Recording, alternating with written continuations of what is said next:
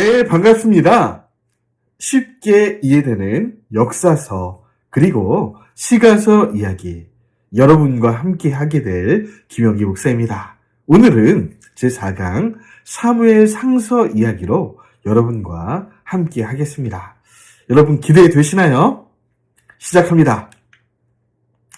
사무엘 상서는 지금으로부터 약 3000년 전의 이야기입니다. 강산이 변해도 몇 번을 변했을 법한 긴 세월이죠. 그런데 이 사무엘 상서를 쭉 읽어보면 오늘날 우리가 겪고 있는 일들, 감정들, 느낌들 너무너무 똑같아요. 사람이 변했을 것 같은데 3000년 전이나 지금이나 거의 달라진 게 없다는 것입니다. 사람도 이럴진데 여러분 하나님도 마찬가지겠죠. 3000년 전의 하나님이나 지금 우리 곁에 계신 하나님이나 동일하신 거죠. 그러므로 우리가 성경을 배우는 이유, 그 목적, 그런 것들은 변할 수가 없는 거예요. 그리고 그 중요성이 약해지지 않습니다. 아이고 옛날에 쓰여진 건데 그게 오늘날 우리에게 어떤 의미가 있겠어? 그게 아니에요. 기록해 놓으신 이 말씀은 어제나 오늘이나 영원히 동일한 무게로 우리 가운데 말씀하고 있다는 것이죠. 그래요. 자, 사무엘 상서의 이 파노라마를 쭉 보신다면 4명의 주요 인물들을 보시면 되겠습니다. 1장부터 8장까지는 엘리와 사무엘을 중심으로 이어지는 이야기, 전기라고 볼 수 있겠습니다. 그리고 9장부터 15장은 사울 왕, 처음엔 좋았으나 끝이 좋지 않았던 왕으로 기억되시죠? 그리고 16장부터 31장까지는 다윗 인생의 전반기가 되겠네요. 젊은 시절, 광야 시절의 이야기가 담겨 있습니다. 여러분 색깔을 좀 달리 했는데 엘리와 사울, 그리고 사무엘과 다윗 이렇게 묶으시면 좋을 것 같아요. 자, 엘리가 실패합니다. 그 실패의 끝에서 사무엘이 등장하고 떠오르죠. 자, 사울 왕이 실패하여 나락으로 떨어집니다. 그 끝에서 누가 등장하죠? 다윗이 떠오르고 등장합니다. 이런 대칭적 구조가 또 이 사무엘 상서에는 재미있게 담겨 있습니다. 그래서 실패하는 엘리와 떠오르는 사무엘, 실패하는 사울과 떠오르는 다윗, 이 인물들의 이 구조를 좀 이해하셔도 이 사무엘 상서가 더 쉽게 이해되실 것 같네요. 그래서 이것을 키아즘, 대칭 구조라고 하는데요. 자, 엘리와 사무엘을 한번 본다면 여러분, 엘리는 아론 직계입니다. 가문으로는 아주 빵빵하죠. 그런데 나중에 보시면 알겠지만 떠나신다는 거예요. 네가 아무리 아론의 후손일지라도 나는 나를 존중하는 자를 존중히 여기겠다. 나를 사랑하는 자를 사랑하겠다. 내가 영원히 너희와 함께하겠다 약속했지만 얼마든지 그것을 바꿀 수 있다. 이렇게 말씀하실 정도로 이 엘리 가문은 하나님의 저주를 받게 되는 모습 볼 수 있고요. 실로, 여러분 사사시대의 중심 도시 바로 이 실로의 대제사장이었습니다. 반대로 이 사무엘은 고라의 후손 레위 집하고 우리 제사장이었죠. 후에 제사장이 됐죠. 제사장 가문으로 그렇게 있었던 우리 사무엘, 어쨌든 에브라임 지파의 레위인이었습니다.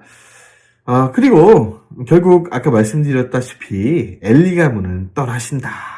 이가봇 하나님. 그런데 이 사무엘과 엘가나 가정에는 찾아오신 하나님. 엘리는 하나님의 진노를 불러일으켰던 이 사사시대의 전형이 되는 그런 지도자였죠. 그러나 여러분 사무엘의 시대는요, 그 7일 동안 모든 지역이 평화가 유지가 되었습니다. 하나님의 진노가 아니라 평화를 가져온 지도자, 바로 사무엘. 자녀를 망나니로 키웠다. 그런데 이 재밌는 건요. 망나니로 키워서 홈리와 비나스가 망했죠.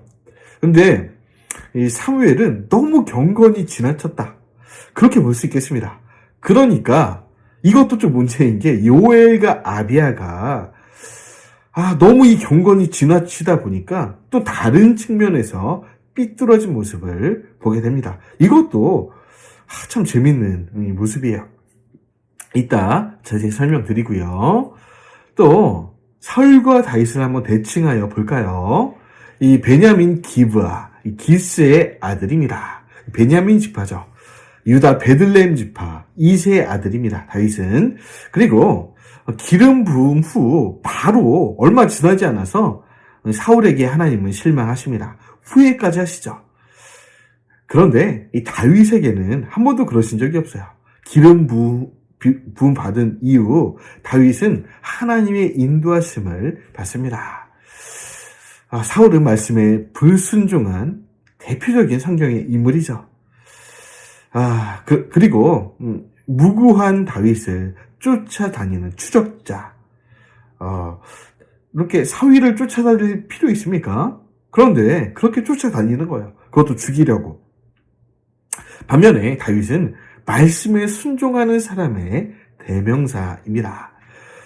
사울의 칼을 피해 도망 다녔고 시나의 위치에서 광야를 꽤 오랜 시간 동안 지내게 됩니다. 그리고 사울을 보면 악령에게 눌려 있어서 마음을 빼앗겼는데, 그래서 가끔 이게 미친 모습들, 여러분 다윗을 그렇게 쫓아다니는 이 광인과 같은 모습이 여러분 사울의 본인의 뜻이 아니었다는 겁니다. 악령에게 매여서 빠져나오지 못하고 마음을 빼앗겨 버리고 그렇게 다윗을 쫓았다. 그런데 반대로 다윗은 성령의 임재 속에서 마음을 하나님께 빼앗긴 거죠. 악령이 아니라. 그래서 마음을 하나님께 빼앗겼기 때문에 내 마음이 아니라 하나님의 마음으로 인생을 살아나가게 됩니다. 이렇게 많이 대칭되고 다른 모습을 보게 되는 거죠. 자, 우리 사무엘 상서를 그 내용으로 한번 간단히 요약해 드리면요. 사무엘 가정의 이야기가 여러분 잘 아시는 것처럼 엘가나 가정, 그 아내 한나, 잉태치 못한 가정 가운데 나시린의 선을 통해 사무엘이 잉태되고 또 제사장으로서 길러지는 그런 모습들. 그러나 엘리 가정, 사무엘의 스승이 되겠죠. 이 엘리 가정은 사사시대의 전형. 여러분 지난 시간에 사사시대 이야기를 봤는데 대표적인 관용구가 무엇입니까? 그들 가운데 왕이 없으므로 그들 마음에 원하는 대로 마음대로 행하던 시대. 그러니까 하나님이 왕이 아니고 말씀이 그들의 중심에 없으니까 지 멋대로 살아나가는 그런 사람들의 모습. 그렇다면 엘리 제사장 이 가문도 똑같았다는 거예요. 엘리는 비교적 그래도 좀 경건하게 살아보고자 하는 모습이 좀 있었지만 그 아들들을 보면 홈리와 비나스죠. 사사시대 제사장들의 전형을 보여주고 있어요. 완전히 타락해버린 모습. 하나님은 안중에 없고 제 소견에 옳은 대로 행하는. 그러니까 결국 망하게 되는 거죠. 그리고 이 백성들도 마찬가지라. 이 사사시대의 끝에 가니까 우리는 사사 가지고는 만족을 못하겠습니다. 여러분 사사시대의 통치 제도는 정말 너무너무 좋은 제도라고 말씀을 드렸습니다. 왜 그렇습니까? 신정 통치. 하나님이 진짜 왕이 되시고 그의 백성은 하나님을 왕으로 모시는 그런 사람들이라. 그러니까 이 사사시대의 이 통치 구조는 신정 통치였다는 거예요. 하나님이 왕이 되신. 그런데 문제는 뭐냐? 제도 자체는 너무 좋은데 사람들이 민도가 그 제도를 따라오지 못했던 시대. 그러니까 결국에 이 백성들이 우리도 하나님이 왕인 이 나라는 만족이 안 됩니다. 나빴죠? 우리도 이방 민족처럼 사람 왕을 주세요. 이렇게 요청하게 되는 모습. 그래서 마지못해 사무엘이 왕을 세우게 되는 이야기죠. 초대 왕이 누구입니까? 사울 왕. 이 사울 왕이 등극하는데 외모는 번지르르 했는데 여러분 누가 잘못 본 걸까요? 하나님이 사람을 잘못 본 걸까요? 아니면 사무엘이 잘못 본 걸까요? 등극하자마자 온갖 실수들, 사실은 실수가 아니라 불순종, 차라리 왕이 되지 않았다면 좋을 법한 그런 이 사울의 모습을 보게 됩니다. 자, 그런 이 불순종의 모습들이 등장하고, 그러니까 내려가는 사울의 끝에 다윗이라는 인물이 등장해서 두 번째 왕으로 등장하기까지의 모습, 왕으로 준비되기까지의 모습, 다윗의 젊은 시절, 골리앗을 무찌르고 한창 하늘 끝까지 갔다가 여러분 바다까지 광야에 가는 이 망명생활의 이야기가 이어지고요. 진정한 야당이 되는 거죠. 여러분 야당은 배가 고프죠? 언제나 그렇습니다. 여당이 힘이 센 거라. 그러니까 이 광야에서 야당의 당 대표가 돼서 여러분 수많은 이 당원들을 끌고 나가는 그 모습들 얼마나 힘들었겠습니까? 그래서 여러분 시편을 보면 눈물 없이는 볼 수 없는 그런 광야가 펼쳐지죠. 그러나 여러분 결국 이 광야가 다윗을 다윗되게 했다. 여러분 많은 신학자들이 이렇게 이야기합니다. 사울은 왜 망했는가? 다윗은 물론 실수가 조금 있었지만 왜 성공한 왕이 되었는가? 이유는 단 한 가지다. 왜냐? 사울에게는 광야가 없었고 다윗에게는 광야가 있었다는 겁니다. 그래서 이 사무엘 상서의 후반부는 다윗의 광야 시절 이야기인데 이 광야 시절이 다윗을 다윗되게 한 것이죠. 여기서 하나님을 알았고 하나님의 마음을 알았고 하나님을 진심으로 따르게 되었다. 그리고 사울 왕가가 결국에 죄 없는 다윗을 무자비하게 쫓아다니다가 결국 블레셋과의 전투에서 망하는 이야기로 끝이 납니다. 하나님의 후회, 사무엘의 후회, 사울의 후회가 이어지는 사울 왕가의 이야기죠. 여러분, 엘리 가문을 좀 볼까요? 엘리 가문을 보면 물론 엘리도 잘못한 게 많죠.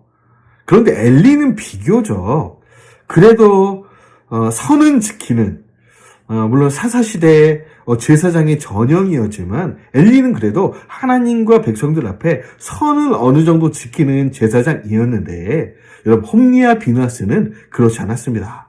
하나님과 제사를 우습게 여기고 여러분 제단의 제물을 지 마음대로 탈취합니다. 그리고 수종들은 하나님의 이 성소에서 수종드는 이 거룩한 여인들을 막 지 멋대로 건드리고요. 이런 모습들을 지 마음대로 행하는 모습, 망나니가 되었다. 여러분, 엘리가 왜 말리지 않았겠습니까? 그런데 문제는 커버리고 나니까 엘리의 그런 이야기를 귓등으로도 듣지 않았다는 것입니다. 이것은 홈리와 비누아스 탓이라기보다는 엘리의 탓이다. 엘리는 안타까워했습니다. 죄를 보고 마음 아파했어요. 그러나 끝이었습니다. 징계하지 않았고 방임했습니다. 지 마음대로 살도록 어릴 때부터 방임하니까 방임이 방임을 낳고 세월이 세월을 낳고 계속 이런 식으로 지나가다 보니까 나중에는 통제가 안 되는 여러분 저와 여러분도 어린아이 시절을 지나왔잖아요. 나이가 사춘기가 지나가면 성인이 됩니다. 그때부터는 자율적인 의사결정이 시작되는 거예요. 이 부모님의 손을 어찌 보면 떠나게 되는 겁니다. 그러므로 어릴 때 정말 하나님의 도와 율례를 그런 삶의 규칙들, 원칙들 가르쳐야 한다는 것이죠. 다시 말해, 엘리가 왜 이렇게 되었냐? 하나님보다 아이들을 귀중히 여겼기 때문에 방임하게 되었다. 이것이 하나님의 결론이에요. 너가 나보다 이 아이들을 더 중히 여겼다. 이것이 하나님의 경고이자 엘리를 향한 지적이었습니다. 그래서 결국에 사무엘상서 2장 30절에 보면 하나님 이렇게 얘기하시는 거예요. 엘리 가문아, 내가 너희 가문과 영원히 할 줄 아니? 엘리는 아마 그런 마음도 있었을 것 같아요. 내가 좀 이렇게 잘못을 해도 그래도 뭐 택하신 가문이니까 영원하지 않을까? 하나님 뭐라고요? 아니라 나는 그런 하나님이 아니야. 나를 존중히 여기는 자를 내가 존중히 여길 거야. 너희 가문이 나를 멸시하고 있니? 나를 멸시하는 자를 내가 경멸히 여길 거야. 여러분, 하나님을 오해하지 마시기 바랍니다. 하나님은요, 하나님을 사랑하는 사람을 더 사랑하세요. 하나님 공평하신 게 아니었어요? 오늘 말씀 보세요. 아니라니까요. 하나님을 경외했던 여러분, 엘가나 한나 가정을 사랑한 하나님. 그러나 하나님을 사랑하지 않고 멸시했던 엘리 가문을 저주하셨던 하나님. 그럼 이런 예만 봐도 하나님은 결코 그런 우리가 상상한 하나님이 아닙니다. 확실히 바르게 순종한 사람을 더 사랑하시죠. 여러분, 질투까지 하십니다. 제가 출애굽기 강의였나요? 십계명을 얘기하면서 말씀을 한번 드린 것 같은데 하나님은 질투하시는 하나님. 이름부터가 나는 질투하는 하나님이라. 여호와 칸나. 처음부터 그랬습니다. 하나님 거짓말 하신 적이 없어요. 그러므로 하나님의 질투를 격발하지 말라. 하나님의 화를 돋구지 말라. 하나님을 사랑하라. 하나님께 순종하라. 왜? 하나님은 하나님을 사랑하고 순종하는 자를 그렇지 않은 사람보다, 그렇지 않은 가문보다 사랑하니까. 자, 이 지도자 교육.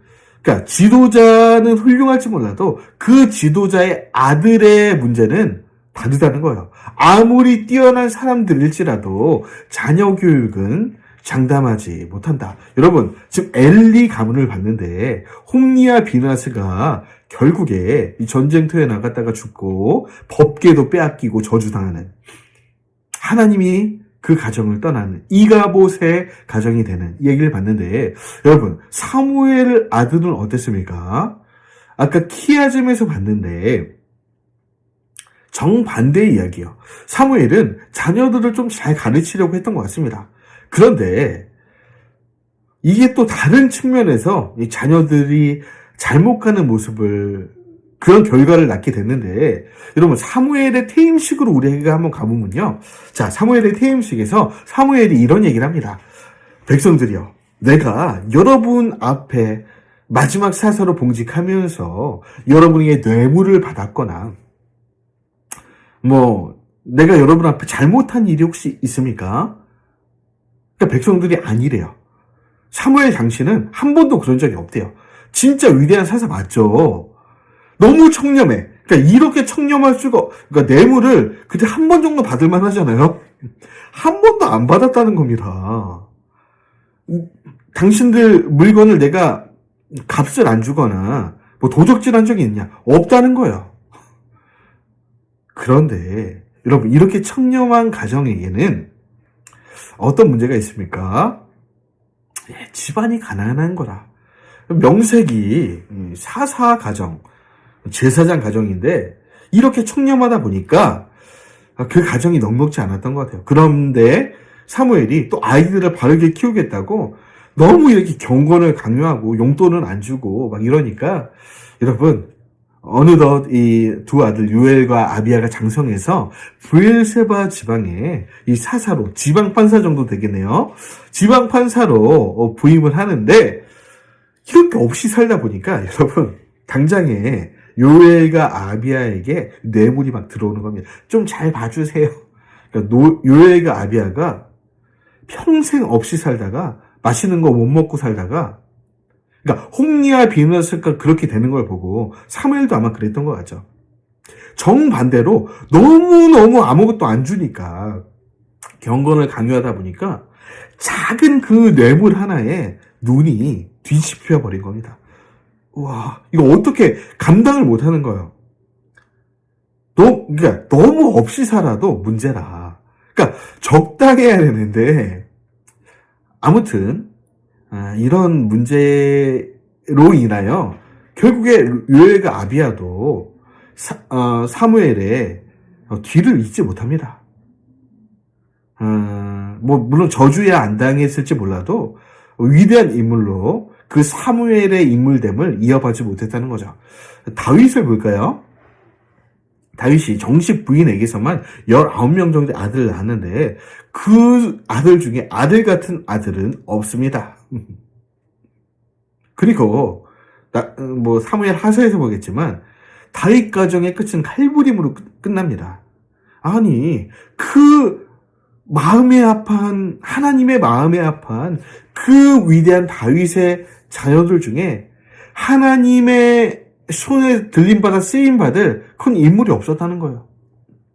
지혜자 솔로몬을 볼까요? 걔 중에 하나님의 축복을 받아서 이 바세바를 통해 낳은 이 솔로몬이 이 다윗의 후계자가 되었는데, 솔로몬 자신은 대단했고, 물론 그도 후반부에는 타락했지만, 어쨌든 자녀들이 많았을 거 아니에요? 다윗과는 비교도 안 됩니다. 엄청나게 아이들을 낳았죠. 성경에 정확히 나오진 않지만, 대략 나온 거기 때문에, 1000명, 2000명. 그러니까, 아내만 해도 1000명이었잖아요. 아니, 자녀가 얼마나 많았겠습니까? 근데, 그 아이들 중에 고르고 골라서 후계자로 세운 왕이 르호보암이었잖아요. 맞습니까? 근데 르호보암 어떤 왕으로 기억하십니까? 망나니 왕. 그러니까, 왕 같지도 않은, 다윗의 발끝만큼도 되지 않은 그런 망나니가 나오는 거예요. 그러니까 성경의 교훈은요, 아무리 뛰어난 사람들일지라도 자녀 교육은 장담하지 못하고 결국에 말씀과 기도로 정말 어렸을 때부터 양육되지 않으면 이 아이의 미래를 장담할 수 없다. 아무리 경건한 사람이고 경건한 인물이고 경건한 가정일지라도. 그래서 여러분, 유대인의 교육의 핵심은 어머니 중심의 교육인데, 어머니가 그 가정에 바르게 서서 신앙 양육을 제대로 하지 않는 가정은 끝장납니다. 그러나 어머니가 바르게 서서 그 신앙을 바르게 전수해주는 가정은, 여러분, 지금의 유대인 사회처럼 2000년, 3000년이 지나도 그 유대인 신앙이 변하지 않는 것처럼, 그럼 기독교도 그래야 된다는 거죠. 어머니 중심의, 바르게 선, 신앙으로 바르게 선 그 어머니가 그 가정, 그 자녀들을 양육하게 될 때, 여러분, 그 가정은 바르게 설 수 있다. 그런데 지금은 그런 가정이 흔치 않은 거죠. 미래가 담보되지 않은 겁니다. 그래서 신앙교육의 시작은 가정에서부터 기억하시기 바랍니다. 그래서 어렸을 때부터 이 말씀으로 채찍질해가면서 바르게 가르쳐야 된다. 이 잠언 쭉 한번 읽어보시고요. 그러니까 잘못한 게 있으면 때로 징계도 하고, 잘못한 게 없는데 그냥 화풀이로 하라는 게 아니라 바르지 못한 길을 가되 때로는 채찍을 대서라도 그 아이를 바르게 인도하지 않으면 나중에 여러분 엘리의 아들들처럼 그 가문의 발목을 잡게 된다. 그러니까 교육은 어렸을 때부터. 따라해 볼까요? 교육은 어릴 때 하는 것이다. 이것이 성경에 정말 뼈에 사무치는 교훈 중에 교훈입니다. 자, 엘리 가문이 이렇게 끝장이 나네요. 하나님도 알고 계셨겠죠. 그래서 하나님이 소원을 가지셨는데 그 소원의 결과물이 바로 사무엘이었다는 겁니다. 사사들이 치리하던 시절의 맨 마지막이었죠. 여러분, 하나님이 원대한 꿈을 가지고 가나안에 정착한 이 백성들을 신정 통치로 다스리십니다. 하나님은 왕이 되시고 그 아래 왕이 아니라 그들의 삶 가운데 일어났던 모든 옳고 그름을 다스리는 사사 중심의 그 역사를 이끌어 가시죠. 그래서 초대사사 온니엘로부터 삼손까지 300년, 길게 보면 360년 정도의 암흑과 혼란이 이어집니다. 하나님의 기대하는 정반대로 말이죠. 그리고 정말 그 타락의 끝 속에서 기대하는 마음으로 만화의 가정에서 나실인 삼손 사사가 태어나지만 여러분 그 삼손마저 타락하죠. 이런 모습을 볼 때 여러분 하나님의 사람이 준비되기까지는 정말 오랜 시간이 필요한 것 같다. 여러분 모세가 준비되기까지 그 애굽 400년 요셉의 입간으로부터 여러분 그 극심한 그 애굽 생활이 400년 정도가 걸리기까지 그냥 다시 말해서 모세가 준비되기까지 400년 정도 걸리고요. 모세로부터 사무엘이라는 이 사람이 준비되기까지 400년. 자, 그리고 말라기 구약의 끝에서 세례 요한이라는 예수님 오시기 전 바로 위대한 하나님의 사람이 준비되기까지 400년간의 중간사가 있습니다.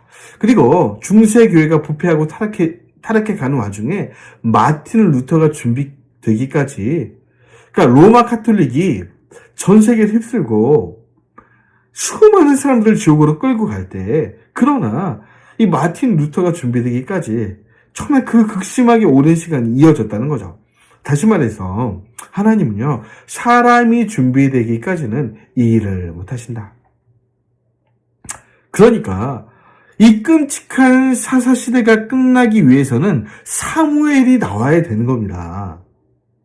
기다리고 기다리신 하나님이 더 이상은 참지 못하시고 라마다 임소빔 에브라임 산지의 라마다 임소빔의 거룩한 레위 가정 우리 엘가나 한나의 가정에 찾아오십니다. 그리고 한나의 태를 막으시죠. 그리고 분인나라는 첩에 그 조롱을 듣게 하십니다. 여러분 이 조롱도 하루 이틀이지. 첩이 당신은 애도 못 낳고 내가 정실 아닙니까? 막 이러면서 조롱할 때 한나의 마음이 무너지는 거죠. 그래서 결국 아이를 주시면 이 아이를 하나님께 나실인으로 바치겠습니다. 라는 서원이 나올 때까지 결국 하나님이 기다리고 참으셨다. 그래서 여러분 이 사무엘 상서 초반부의 이야기는 한나가 하나님께 기도하고 응답받은 이야기가 아닙니다. 저 지금까지 그렇게 알았는데요? 그게 아니에요. 하나님이 한나에게 기도하고 간구해서 사무엘을 얻으신 이야기라. 정반대의 모습입니다. 그러니까 우리가 창세기부터 사사기까지 바르게 읽어왔어야 이 사무엘 상서의 초반부의 이야기가 이해가 되는 겁니다. 그냥 우리도 기도하고 금식하고 막 서원하면 기도응답 받습니다. 이런 일차원적인 메시지가 아니라 하나님의 그 애타는 심정이 애타는 기도 제목이 한나 가정을 통해 이루어진 이야기다. 하나님이 나실인이 필요했고 사무엘 같은 사람이 필요했다는 거죠. 여러분 나실인은요 하나님께 바쳐진 사람들이죠. 술을 마시면 안 됩니다. 위생적으로 깨끗해야 돼요. 부정하게 해서는 절대로 안 됩니다. 너무나 구별된 사람이어서 함부로 아무것을 만지거나 마시면 건강에 유해가 되잖아요. 너무너무 귀하기 때문에 육적으로 영적으로 완전한 건강을 요구합니다. 그래서 술, 포도즙, 생포도, 건포도, 신화껍질 아무것도 먹으면 안 됩니다. 그리고 머리를 자르지 말라고 하는데 삼손이 결국 머리를 잘랐다가 그 힘이 다 빠지잖아요. 왜 머리를 자르지 말라고 하냐면 그 당시는 칼이 가위가 제대로 되는 게 없기 때문에 머리를 자르다가 이렇게 머리에 상처가 났을 때 병균이 들어간다는 거예요. 그러니까 함부로 머리도 갖다 대면 안 돼. 그런 의미가 또 있습니다. 시체도 만지면 안 되는 게 시체는 나쁜 병균들이 있기 때문에 우리가 알지 못한 박테리아가 있기 때문에 혹시 부모의 시체라도 만지게 되면 부모의 시체일지라도 만지면 안 된다는 거예요. 혹시 부지 중에 건드렸을 때는 삭바로 제사를 드려야 되는. 그러니까 완전히 구별돼서 하나님께 바쳐진 사람이 필요하고 있어야 되는데 이 정도의 거룩을 하나님이 요구하셨다. 사무엘이 바로 그런 사람이었고요. 사무엘이 나시린으로 거룩하게 바쳐졌기 때문에 이스라엘 나라가 길고 긴 암흑의 터널을 빠져나올 수 있었던 것입니다. 여러분, 나시린 법을 제정하기까지 하면서 거룩한 사람을 만나기 원하셨던 하나님의 입장을 이해하지 않고는 사무엘 상서가 이해되지 않습니다.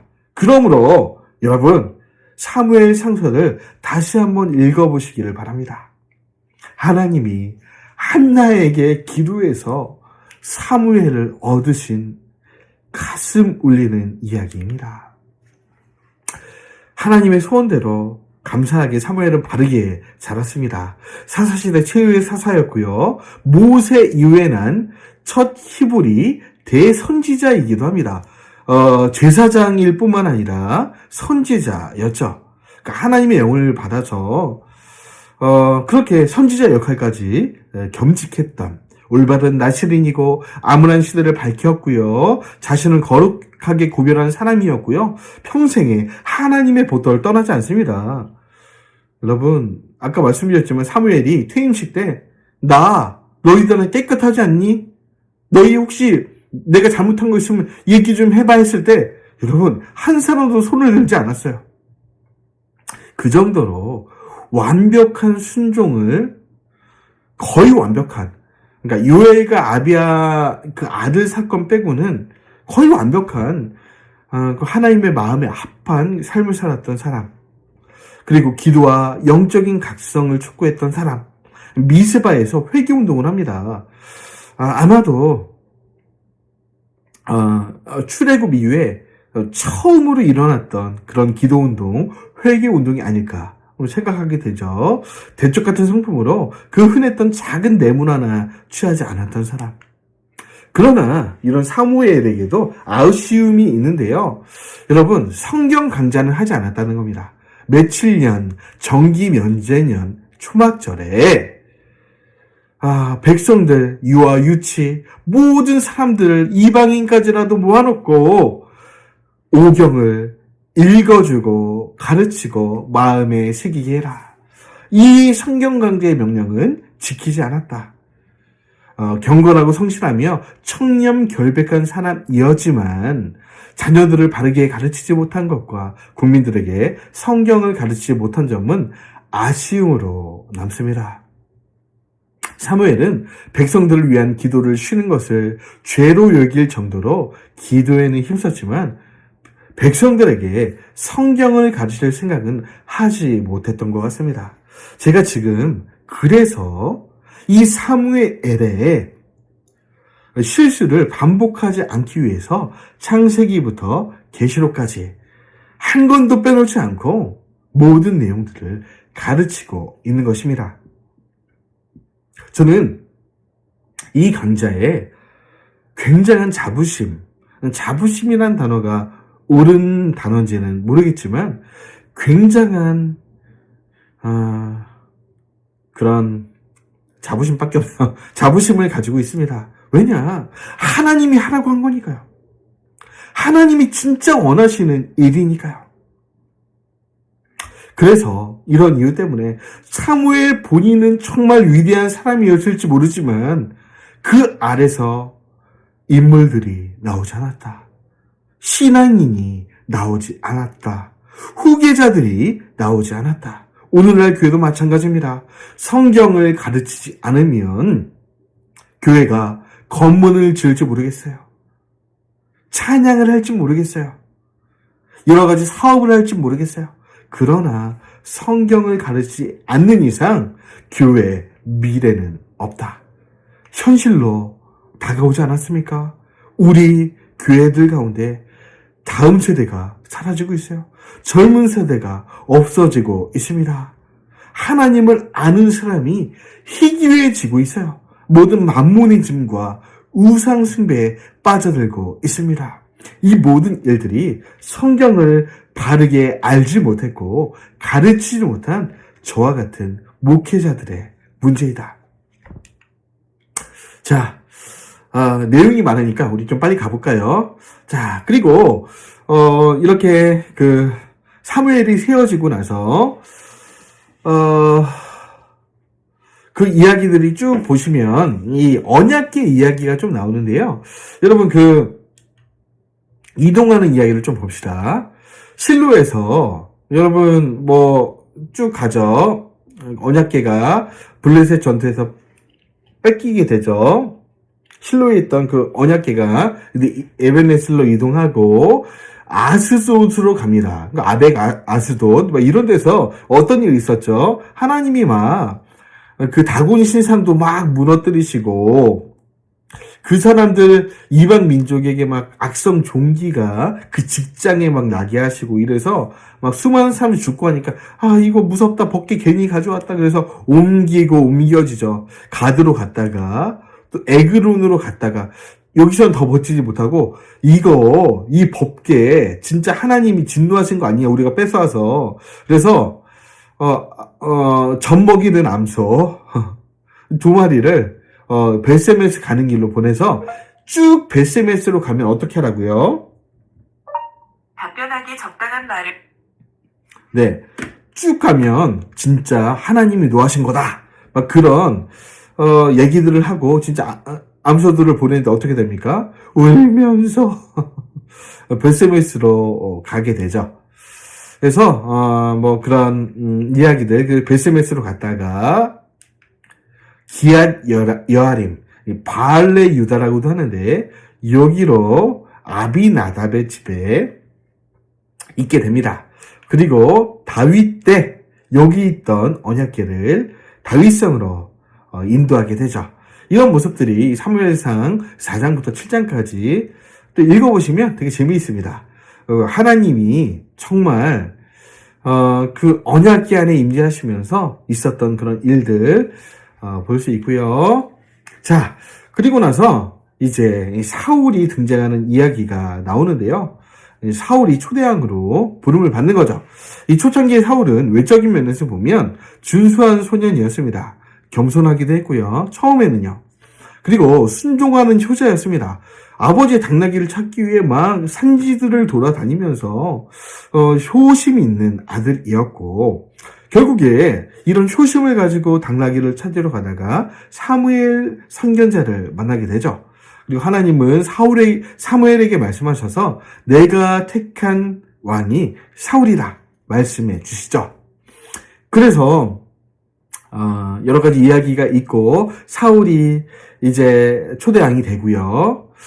그런데 왕이 되고 난 다음이 문제였습니다. 왕 되기까지는 좋았는데 여러분, 원래 사울이 그런 사람이었을까요? 그런 사람이었는데 처음에는 몰랐다가 왕이 된 다음에 드러난 것일까요? 아니면 정말 괜찮은 사람이었는데 왕이 되고 나니까 마음을 지키지 못하고 사람이 변한 걸까요? 저는 잘 모르겠어요. 왜냐면 너무 달라요. 정말 괜찮은 사람이었는데 후반기의 사울은 완전히 미쳐버립니다. 그러니까 저도 의문이 드는 거죠. 좋은 사람이었는데 변한 건지 아니면 원래 그런 사람이었는데 왕이 되고 나니까 드러난 건지 모르겠습니다. 어쨌든 후기의 사울은 불신과 불순종의 대명사의 삶을 삽니다. 전쟁 중이요. 백성들을 의식해서 사무엘을 기다리지 않고 번제를 드려버리고요. 사람들 눈치를 보는 거죠. 백성들 눈치를. 군대의 눈치를 보고요.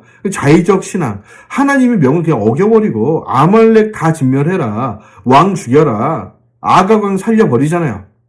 그리고 좋은 송아지 암소들 내가 제사하려고 빼놨어요. 100% 순종이 아니고 100% 순종 아닌 건 불순종이죠. 불순종을 하면서 그렇게 하니까 나중에 그러시잖아요. 순종이 제사보다 난 것을 왜 모르십니까? 사무엘이 그렇게 마음 아파하지 않습니까? 그리고 무속적 신앙을 가졌다. 이 사울의 후반부에 블레셋 전투에서 하나님 명이 완전히 사울을 떠나버리죠. 그러니까 기도해도 뭐 하나님이 응답을 안 줘요. 블레셋으로 갈까요 말까요? 이번 전쟁 이기는 겁니까 지는 겁니까? 원래는 물어봤을 때 하나님 답 주셨는데 답이 없으니까 막 견디질 못해서 어떻게 합니까? 신접한 엔돌의 무당을 찾아가서 뭐 이렇게 그 무속적 신앙의 모습을 보여주죠. 자, 그래서 여러분 신명기 17장에 우리 하나님이 가나안 땅에 들어가서 왕을 세우려거든, 그리고 왕이 되거든 행해야 될 그 규례들을 미리 말씀하신 적이 있어요. 자, 17장 14절로 가볼까요? 주께서 여러분에게 주시는 땅에 들어가 그곳을 차지하고 살다 보면 가슴 아프지만 여러분은 주변의 다른 민족들처럼 왕을 세우고 싶어질지도 모릅니다. 가슴 아프게도 사무엘에게 요청했던 그 이야기죠. 우리도 이방 사람들처럼 왕을 주세요. 아니, 사무엘이 하나님이 우리 왕 아닙니까? 왜 이방 민족들처럼 왕을 달라고 합니까? 왕은 여러분에게 많은 것들을 요구할 텐데요. 여러분에게 과중한 세금을 요구할 텐데요. 그래도 상관없습니다. 왕을 주세요. 하나님 미리 알고 계셨겠죠. 그런 경우에는 뭐 어쩔 수 없는 상황에서 그런 백성들의 요청이 있거든. 왕을 세우는데 그럴 경우 여러분의 하나님께서 친히 손으로 뽑은 왕을 세워야 된다는 거예요. 그러니까 마음대로 함부로 백성들이 막 인기 좋다고 이런 왕이 아니라 하나님이 고르고 골라서 뽑은 그 왕만이 어떻게 된다고요? 그 왕만이 여러분의 왕이 될 수 있다. 이렇게 얘기를 하셨죠. 그리고 외국인 이스라엘 백성들 외에서 다른 왕을 세우면 안 되고, 자, 왕은요 세워졌다면 자기 자신을 위해 말을 많이 보여서 안 된다. 부자가 되면 안 된다는 거예요. 부자는 가난한 자의 마음을 몰라주니까. 그렇다고 너무 가난할 필요는 없겠지만 막 백성들 위해 군림하면서 착취하는 이런 왕이 되어서는 안 된다. 그런데 여러분, 유다 역사 가운데, 이스라엘 역사 가운데 대부분의 왕은 이거 다 무시해버립니다. 다 부자라. 아내를 많이 두어서는 안 된다. 아이고, 그런데 이스라엘의 왕들은 아내가 얼마나 그렇게 많은지. 사사도 많았죠. 기억나세요?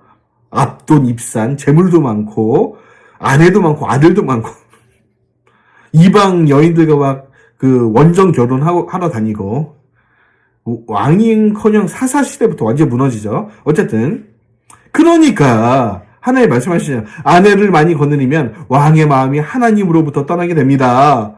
그래서 아내를 많이 두지 말라고 했는데 사사 시대부터 많이 두기 시작하더니 여러분 절정은 어디예요? 솔로몬. 자, 왕은 자기를 위해 은가금을 너무 많이 쌓아도 안 되는데 그렇게 하는 거죠. 왕이 오른 사람은 요것도 중요하죠. 율법책을 베껴다가 등사해서 항상 가까운 곳에 두고 읽어 평생 동안 읽어야 한다. 내 입에서, 내 눈에서, 내 귀에서 말씀이 떠나지 않게 하라. 왜냐하면 말씀이 떠나는 순간 죄가 그 왕을 사로잡을 테니까 말이죠. 그래서 왕은 주를 경외하는 법을 배우고 이 율법책의 모든 말씀과 규정들을 실천해야만 합니다. 이것이 왕의 계명 율례였습니다. 그렇게만 한다면 위와 같은 뭐 부자 되고 아내 많이 세우고 이런 거 하지 말고 율법책을 곁에 두고 주야로 읽고 묵상하다 보면 승리하게 되는데, 왜냐?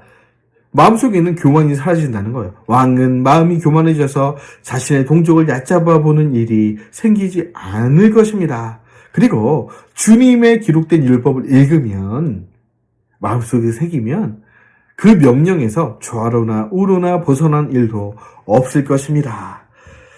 하나님이 모세가 여호수아에게 했던 그 말씀, 율법책을 곁에 두어서 그 말씀에 순종하면 좌로나 우로나 치우치지 않고 백성들을 바르게 인도할 수 있을 것이다. 그런데 사울 왕도 안타깝게 사무엘처럼 말씀을 이렇게 옆에 두고 읽지 않았던 것 같습니다. 그러니까 위와 같은 불순종의 사건이 일어나는 거죠. 사울이 인품이 좋고 외모가 좋고 멋지다 그래서 성공할 수 있는 게 아니라는 것입니다. 세상 사람들은 똑똑하고 인물 좋고 능력이 있으면 성공할지 몰라요. 그러나 하나님의 사람들은 특별히 왕이 되려거든 이 원칙을 지켜야만 하나님의 뜻에 맞는 하나님이 축복하시는 왕이 되는 겁니다. 그러니까 이런 왕의 원칙을 지키지 않으니까 사람보다 하나님을 두려워하지 않게 되고 반대로 사람을 하나님보다 두려워하게 되는 거예요. 그래서 여러분 경건이라 하는 것은 어렵게 설명할 필요가 없습니다. 경건은 하나님을 두려워하는 것인데 사람보다 하나님을 두려워하는 것, 그것이 진짜 경건입니다. 사람들이 아무리 옳다고 해도 하나님이 아니라고 한다면 하지 않는 것, 하나님이 아니라고 하시면 사람들이 아무리 옳다고 해도 하지 않는 것, 그것이 진정한 경건인데 다윗은 그렇게 했어요. 사울은 그렇게 하지 않았습니다. 그리고 여러분 골리앗을 나중에 다윗이 답지 않습니까? 그런데 다윗을 바로 군대 장관으로 삼아보래요. 아니 좀 검증도 해보고 다윗이 어리잖아요. 소년이잖아요. 그리고 백전노장 아브넬이 곁에 있습니다. 이미 군대 장관으로. 근데 뭐 아브넬과 상의도 없이 그냥 백성들이 막 박수 쳐주니까 내가 다윗을 여기서 올려버리면 또 박수 받겠다.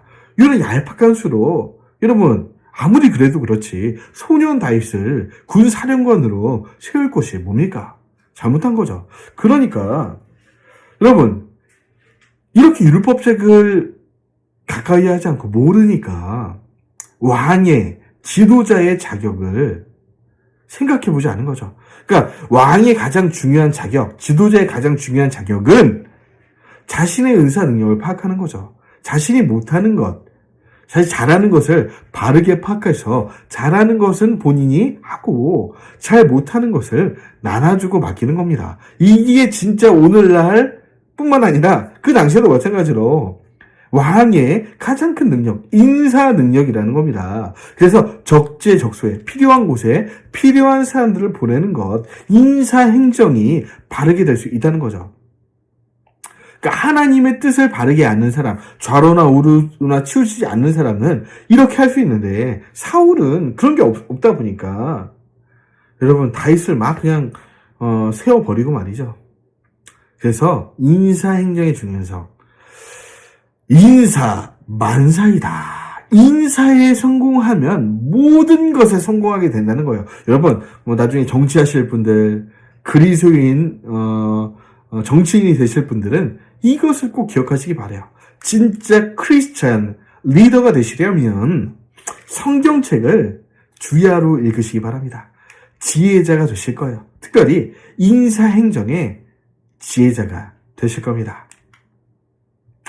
계속 실수하죠. 그러니까 첫 단추가 잘못 깨매 있으니까, 말씀을 모르니까, 율법을 모르니까, 왕의 계명을 모르니까 이 마음을 뺏겨버리는 겁니다. 여러분 또 언제 가장 큰 리스크가 오죠? 바로 이때 다윗은 만만이고 사울은 천천히로구나 한 여인들이 골리앗 때려 죽이고 돌아온 이 군대 가운데, 아니 보조시 사울도 듣고 있는데 다윗을 그 앞에 막 치켜 세우는 거예요. 그러니까 속으로 야, 이 백성들 봐라. 다윗이 왕이야? 다윗을 나보다 더 높게 친다고? 뭐야? 내가 왕 아니야? 속으로 이랬겠죠.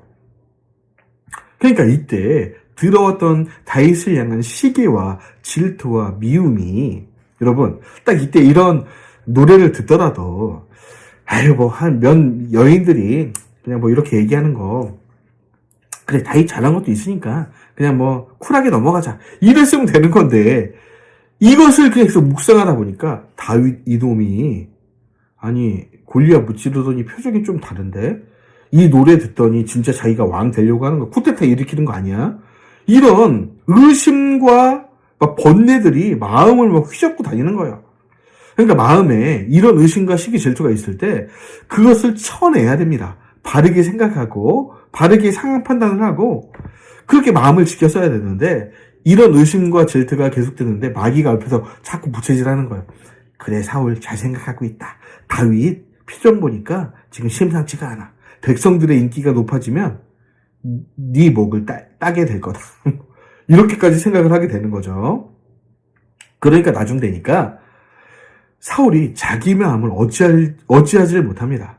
그러니까 내 마음이 내가 컨트롤할 수 있는 지경을 넘어가 버린 거예요. 그냥 마귀가 그 마음을 막 들쑤시고 다니면서 다윗을 미워해라, 다윗을 죽여라, 쫓아가라, 없애버려라, 이 땅에서 없어버려, 다윗을 죽여야 네가 산다.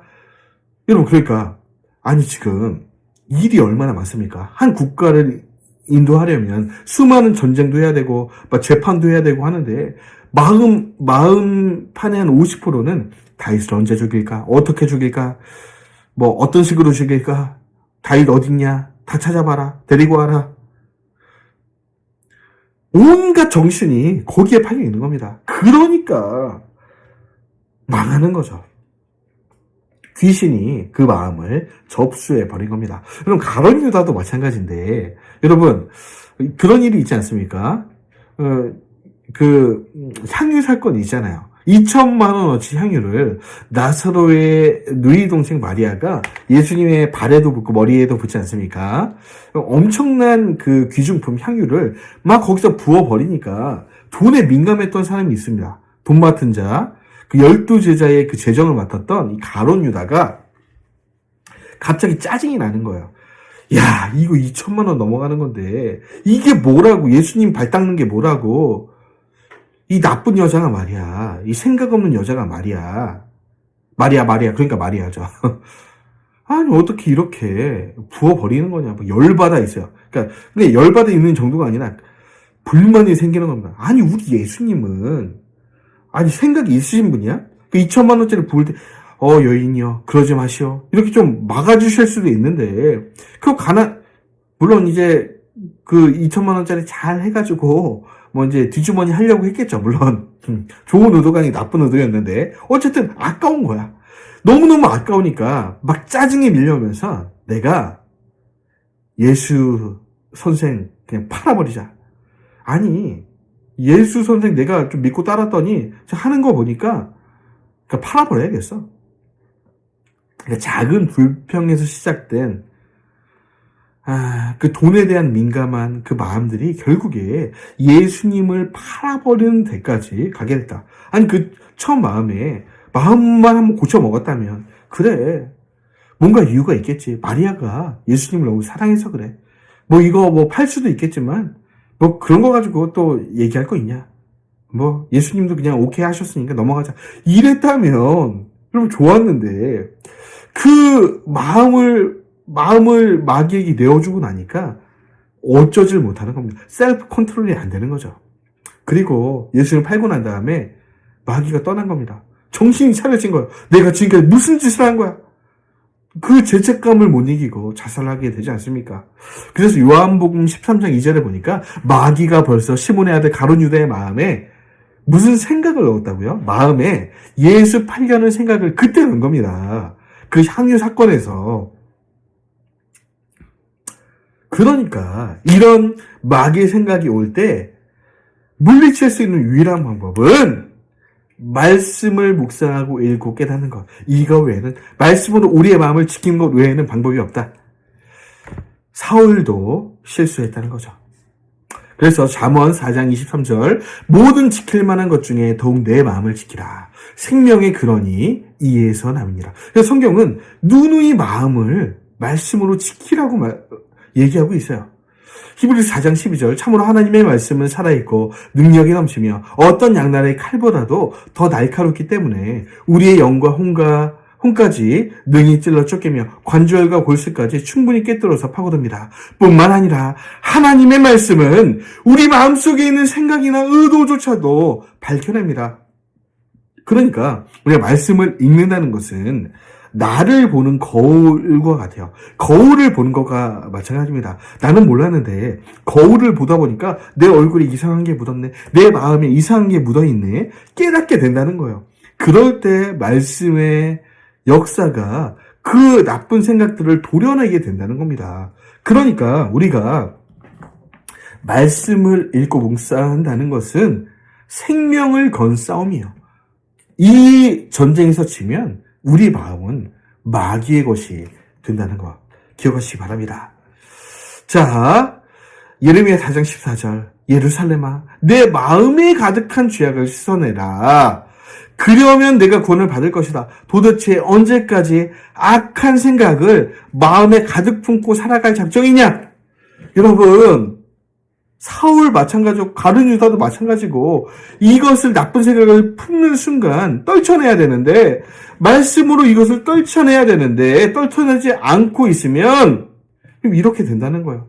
악한 생각을 품고 있으면 여러분 결국 이 예루살렘 예레미야 시대의 예루살렘 이렇게 하나님의 질책을 듣고도 깨닫지 못하고 회개하지 않다가 바벨론 포로에 잡혀가게 되죠. 로마서 1장 21절 하나님을 알되 하나님을 영화롭게도 아니하며 감사하지도 아니하고 오히려 뭐가요? 그 생각이 허망해지고 그 마음이 미련하고 어둡게 되었다.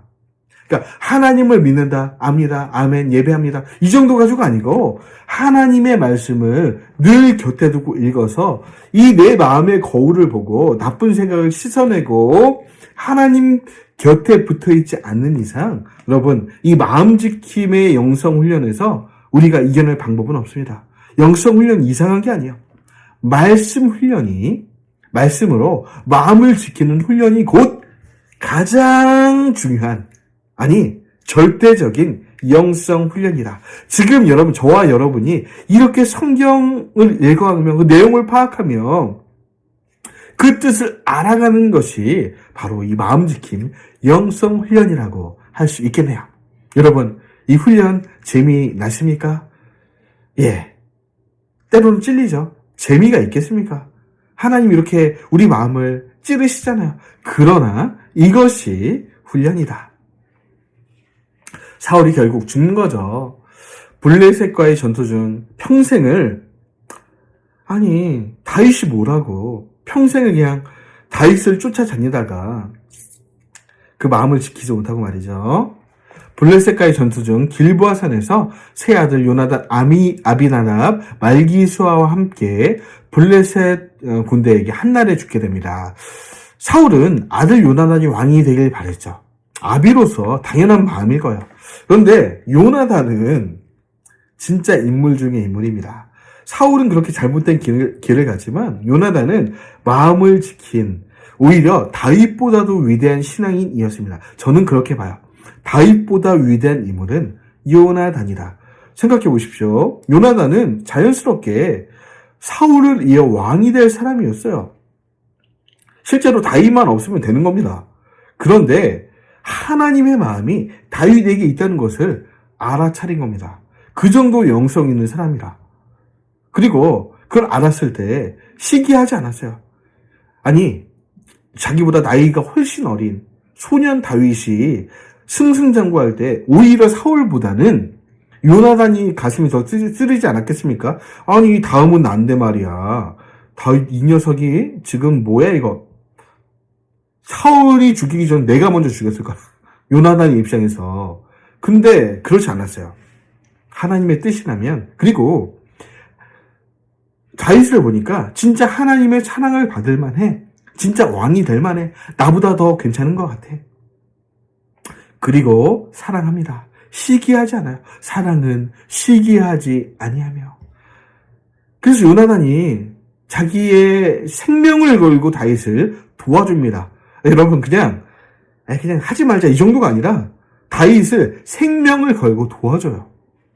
이런 모습들을 볼 때 요나단은 진짜 희귀한 사람이고 어찌 보면 다윗보다 훨씬 위대한 인물이에요. 다윗은 사무엘 하쯤 가서 또 보겠지만 잘못한 것도 많은 사람이에요. 다윗은. 요나단은 일찍 죽기도 했지만 그의 삶에 어떤 허물도 잘 발견되지 않습니다.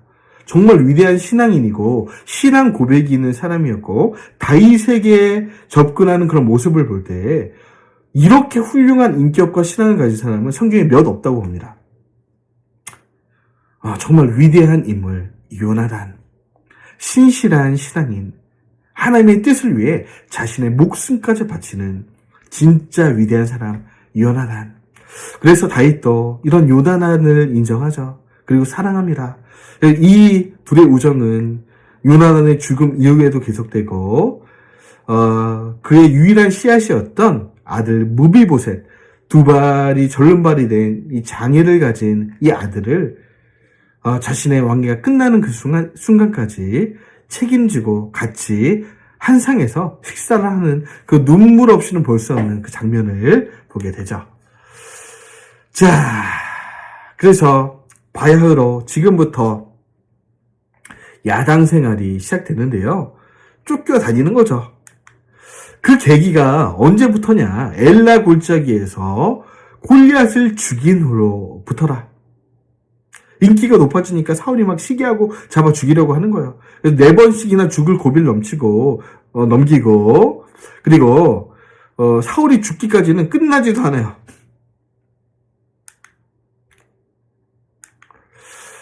어찌 보면요, 다윗은 골리앗을 무찌르기 전, 바로 그 전까지가 행복했습니다. 들에서 양을 치고 수금을 타고 악기를 만들고 주님과 광야에서 즐겁게 찬양하고 그때가 가장 행복했고, 골리앗을 무찌르고 난 다음에는요 한 번도 행복한 적이 없었을 거라. 수많은 인생의 풍파를 20대 대부분을 그렇게 눈물 젖은 빵을 먹으면서 지내게 됩니다. 이스라엘 왕이 되고 나서 뭐 잠깐 그때도 행복하지 않았을 거라. 그 왕위 쟁탈전도 심했고, 그 정치계 한가운데서 여러분 정치인이 된다는 건 어려운 일입니다. 정치해 보셨어요? 선거 나가 보셨습니까? 사람 사는 게 아닙니다. 살아있으나 그 마음은 썩어 있어요. 그러니까 다윗은 왕이 되었지만 처음에 뭐 유다 지파왕 됐다가 또 그 온 유다 이스라엘 백성의 그 마음을 얻으려기 위해서 얼마나 힘듭니까? 그러니까 제가 볼 땐 그래요. 다윗은 골리앗 무찌르기 전까지 행복했고 그 후반부는 완전히 불행했습니다. 특별히 가장 불행했던 시점은 바세바 사건 이후 그 아들들에 대해서 칼부림이 일어나고 그 압살롬이 자신의 목을 딴다고 쫓아오는 그 장면을 보면 끔찍합니다. 불행의 연속이었다. 그래서 여기가 유다 산지고 엘라 골짜기 전투가 일어났던 골리앗을 무찔렀던, 그러니까 저는 그렇게 생각해요. 다윗이 그냥 양치고 있고 여기 엘라 골짜기 안 왔다면 행복했을 텐데 행복은 거기서 끝난 거죠. 자, 그리고 지금 라마를 우리가 좀 잠깐 가볼 텐데요. 이스라엘 지도를 보면 라마, 사무엘과 굉장히 관련이 있는 곳입니다. 라마.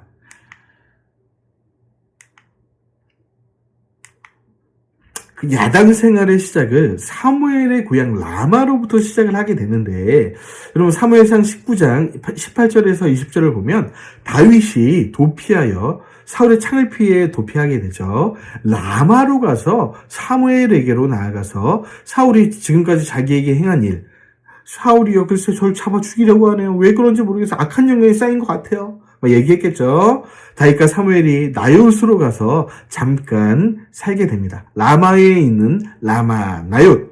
어떤 사람이 사울에게 전하여 이르되 다윗이 라마 나요스에 있더이다 하매 사울이 다윗을 잡으러 전령들을 보냈다. 그래서 라마 나요스에 가게 되는데, 이 라마 나요스는 사무엘의 은퇴 이후에 주 거처가 되고 후진들을 아마 양성했던 것 같습니다. 선견자 학교, 선지자 학교라고 볼 수 있겠네요. 라마는 사무엘의 출생지이자 고향입니다. 이곳에 사무엘의 관저가 있었고 제단을 쌓고 이스라엘을 다스렸으며 이곳을 거점으로 베델, 길갈, 미스바 등지 근처에 있습니다. 순회했습니다. 이스라엘 장로들은 이곳에서 사무엘에게 그들의 왕을 선정해달라고 요청하기도 했고요. 그래서 사무엘이 있는 곳으로 온 거죠. 이에 따라 첫 번째로 사울을 택해 기름을 부어준 것도 이곳이고 이후 다윗을 택해 기름을 부은 것도 이곳입니다. 이 사무엘은 사울이 타락하자 결별하고 고향 라마로 다시 돌아오게 되는데 이때 이곳에 나얏을 세워 후학들인 선지자들을 가르쳤습니다.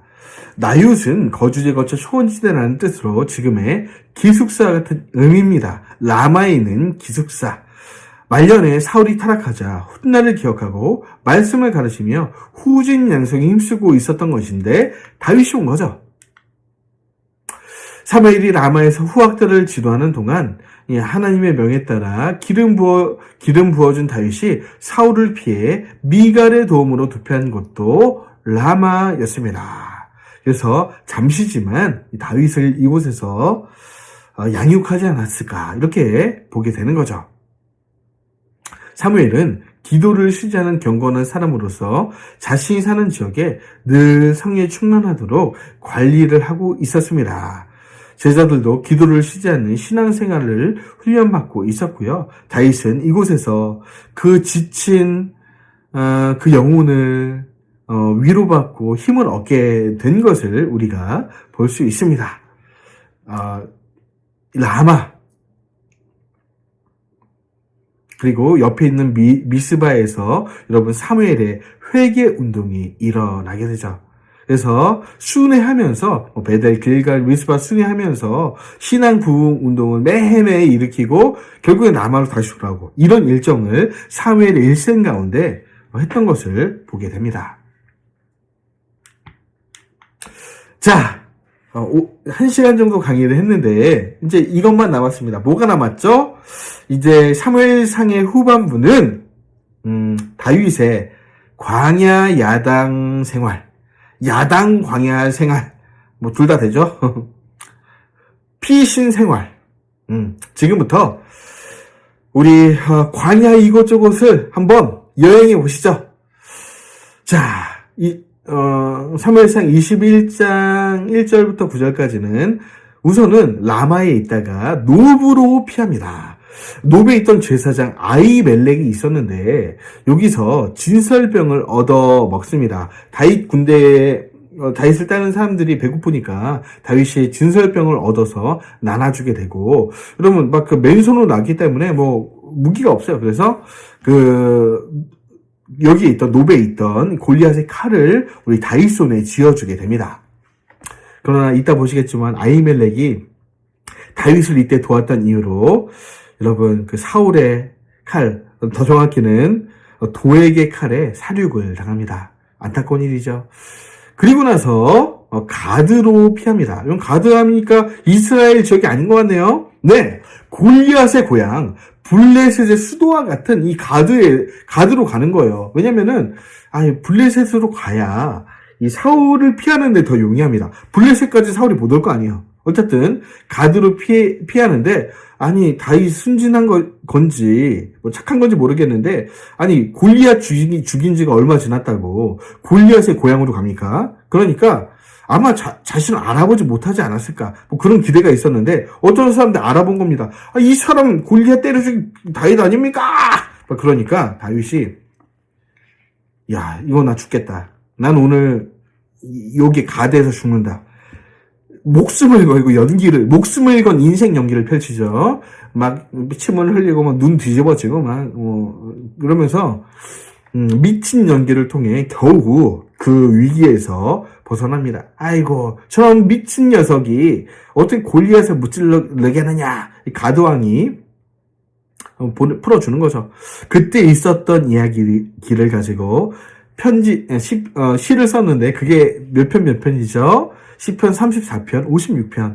여러분, 시가서 이야기 때, 여러분, 그래서 시가서는 사무엘 상하, 열왕기 상하와 함께 여러분, 이 시가서는 같이 봐야 됩니다. 그래서 제가 지금 역사서를 본 후에 시가서를 보려고 하는 거예요. 그러니까 시편은 대부분 이 사무엘의 인생 여정과 함께 읽어야 이해가 되고요. 잠언, 전도서, 아가서 이런 거는 열왕기상, 그쵸? 솔로몬의 이야기와 같이 봐야 이해가 됩니다. 그쵸? 그래서 역사서를 읽고 나서 시가서를 보는 거야. 자, 그리고 나서 아둘람 굴로 도망을 하는데 이따가 지도를 통해 또 보겠습니다. 아이고, 여러분, 사울의 통치 가운데 눈밖에 난 사람이 있을 거 아니에요? 그러니까 야당에 올 만한 사람들, 여당이 못 되고, 다윗에게 올 수밖에 없는 다윗 측근들, 그리고 정계 중심에서 밀려난 사람들, 환난당한 자, 빚진 자, 마음이 왜 원통해요? 사울이 밀어내니까. 억울한 자들. 그래서, 여기에서는 400명이라고 되어 있는데, 나중에는 600명 정도, 다윗의 정예 군대가, 남자만 600명이니까, 뭐, 아내 600명, 뭐, 아이들 포함한다면, 거의 그 험난한 광야에서 2,000명의 군대를 이끌고 다윗이 다니기 시작하는 거예요. 그래서 아둘람 굴에 있을 때 이런 정말 인생의 막장 드라마를 쓴 사람들이 다 모였어. 아니, 아이고, 가뜩이나 광야도 힘든데 힘든 사람들이 몰려왔네요. 그래서 형편이 얼마나 어려웠을까요? 여러분 상상이 되세요? 아니, 도와주겠다는 사람이 와도 힘든데 도움을 다윗에게 받겠다는 사람들이 2,000명이 왔다니까요. 다윗에게 뭐가 있다고? 야당에 돈이 어디 있습니까? 돈은 언제 여당에 있는 거예요. 그래서 재정이 지금 여당에 있지 않습니까? 재정 집행권이, 물론 국회가 견제하긴 하지만. 그러니까 여러분, 다윗은 그냥 어려웠어요.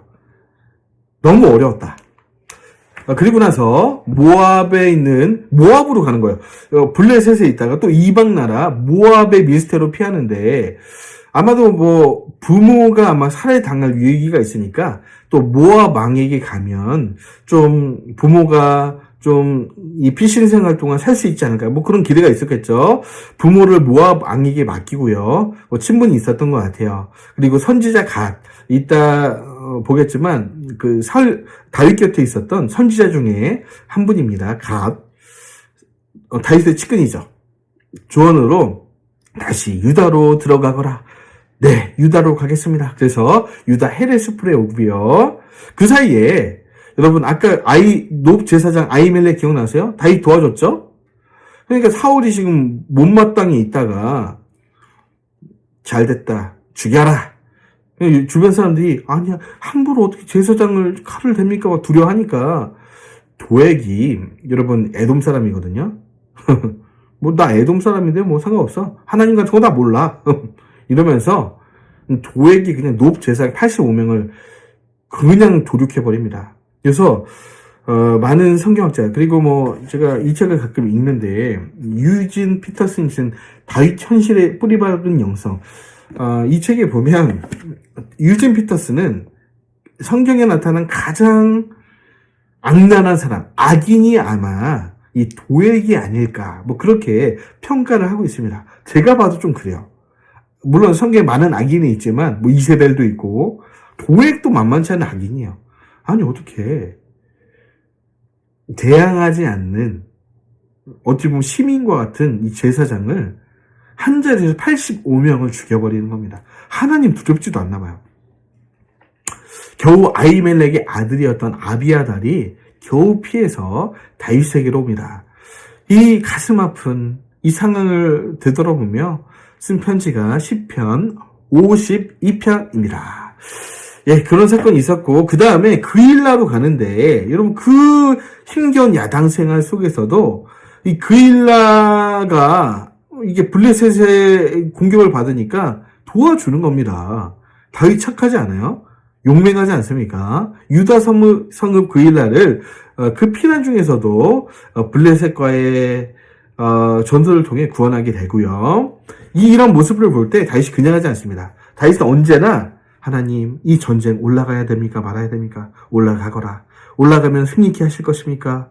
내가 승리를 주겠다. 아멘. 제가 하나님의 명을 받아 나가겠습니다. 매번 이랬고 한 번도 거역한 적이 없어요. 하나님이 가라고 하면 가고 가지 말라고 하면 가지 않는. 그래서 이따 보겠지만 사울도 죽이지 않는 거예요. 왜요?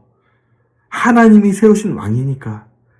죽이지 않는 것이 하나님의 뜻이니까 순종하는 다윗. 그러니까 이런 다윗이 하나님 모시기 얼마나 예뻤겠습니까? 그래서 여러분 2,000명이 막 움직여 다니면 사울의 레이더에 등장하지 않겠어요? 웬만하면 이상해요.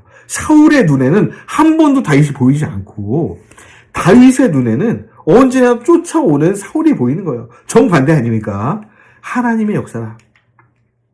그리고 나서 그일라에서 10황무지로 피하는데 10광야 숲을에서 요나단과 재회하게 됩니다. 해우하게 되죠. 여기서 제가 아까 요나단 위대하다 그랬잖아요. 지금이라도 뭐 요나단이 다윗 잘됐다 이놈아 하면서 죽일 수도 있는데 다윗 눈물 흘려가며 네가 언젠가는 왕이 될 거야. 잘 버텨주지 않겠니? 이러고 있는 거예요 지금. 이런 위대한 사람 또 있습니까? 성경에? 저는 안 보여요. 정말 위대한 사람. 사심이 없고 하나님의 뜻에 순종하고 사람을 사랑하고 의리 있는 사람. 요나단. 이때 쓴 시편이 54편, 64편. 그리고 나서 마온 황무지로 피하게 되죠. 계속 쫓아옵니다. 그래서 거의 이 마온 황무지에서는 거의 사울의 그 손에 잡힐 뻔했어. 거의 한 발자국만 더 가면 거의 잡히는 건데 하나님이 기가 막힌 타이밍에 블레셋을 일으켜서 침략해온다는 소식이 막 들린 거예요. 사울이 분하다 하면서 다윗을 잡기 이제 손아귀 거의 들어왔는데 어쩔 수 없이 그 전쟁에 참여하기 위해 되돌아가죠. 그래서 다윗이 마온 이 황무지 광야 바위 틈에 다 그 바위 틈에서 쭈그리고 앉아서 숨을 하나님 감사합니다. 사울의 손에서 나를 구원하셨군요. 그래서 이 마온 광야의 바위 틈을 이름하기로 셀라 하마느곳 뜻 피신하는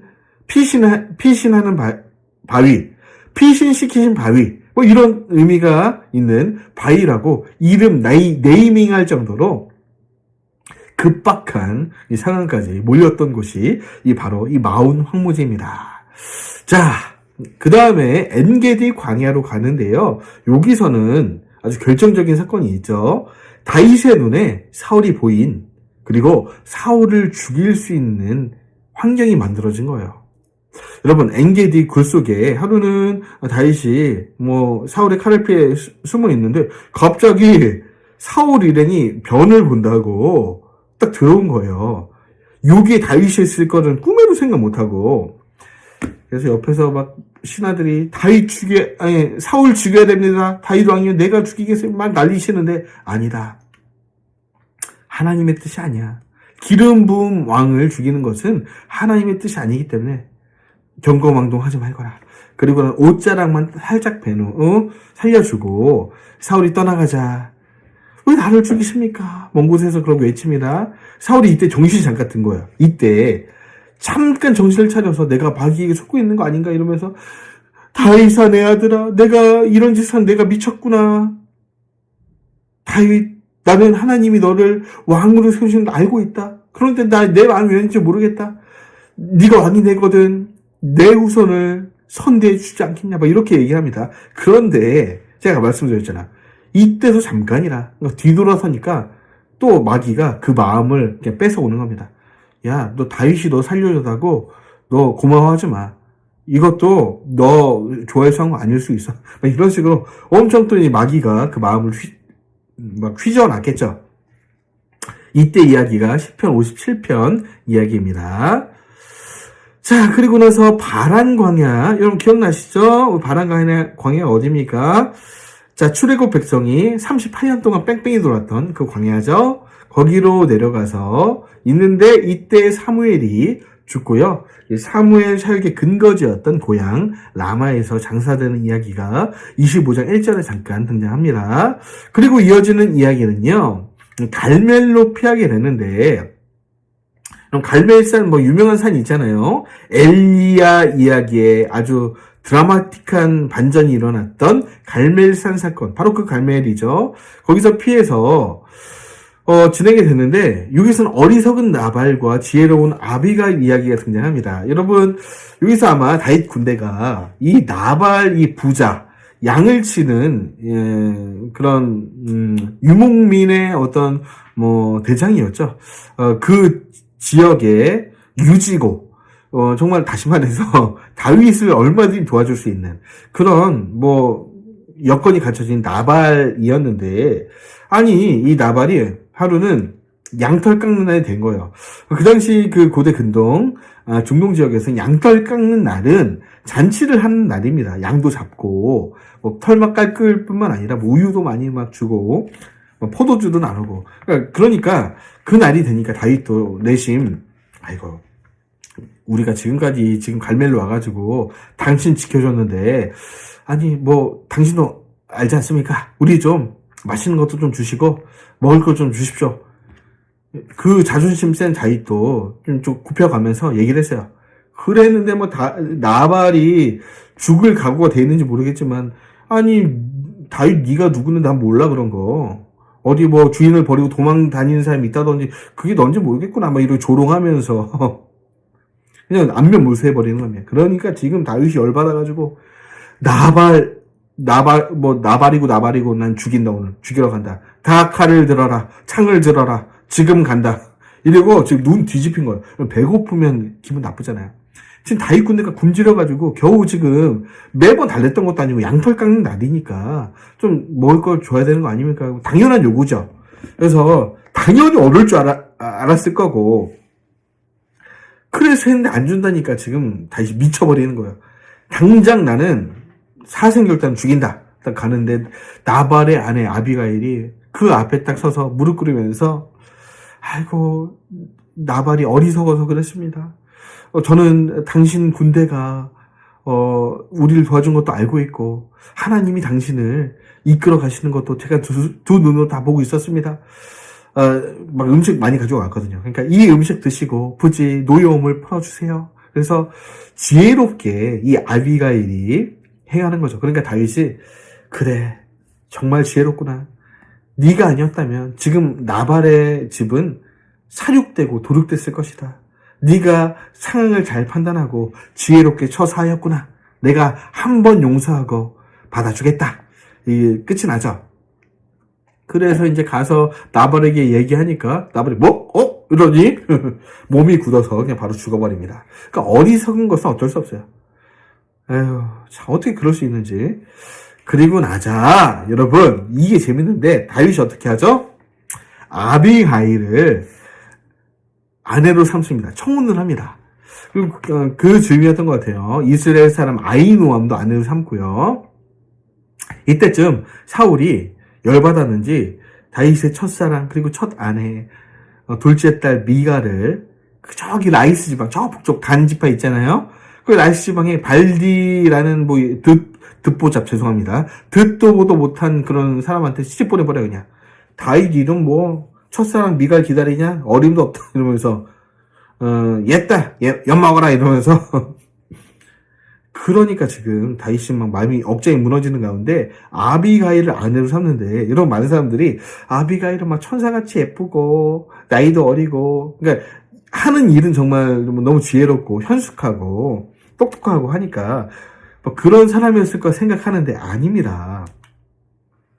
여러분 아비가일은 일단 나이가 많아요. 왜 아비가일 중년여인 나발의 아내여서, 나발이 그 당시 유지였다니까. 유지 그 지역 갈멜 지방에서 유목민의 대장, 대단한 사람이었고 나이가 많은 거부였고, 그러니까 거의 중년 여인이었습니다. 할머니까지는 아닐지 몰라도 다윗의 연배와는 비할 수 없는 그런 여인이었어요. 왜 청혼했냐? 예뻐서요. 그렇지 않았겠죠. 그게 단순하지 않습니다, 여러분. 그 상황이 단순하지 않아요.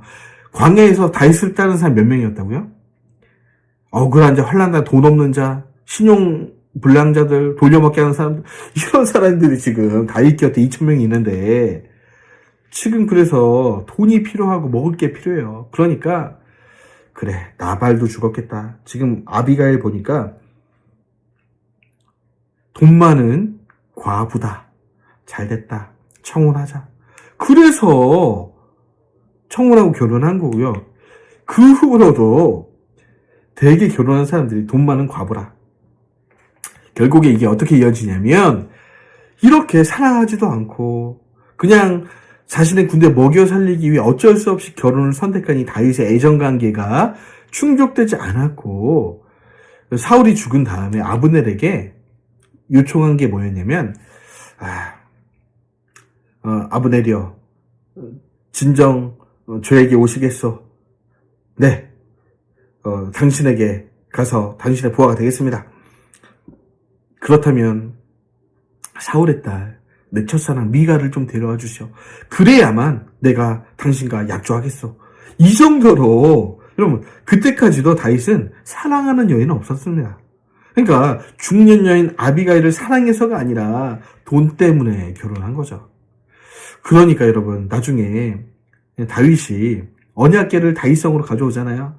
그때 막 즐거워하고 막 바지가 벗겨지지도 모르고 그 즐거워할 때 미갈이 막 조롱하니까 너무 화가 나서, 내가 미갈 당신 때문에 내가 그렇게 지금 이 광야 생활에서 아줌마들이랑 결혼하고 나는 한 번도 당신 잊은 적이 없는데 그렇게 사랑했는데, 그 미갈이 배신을 때려버리니까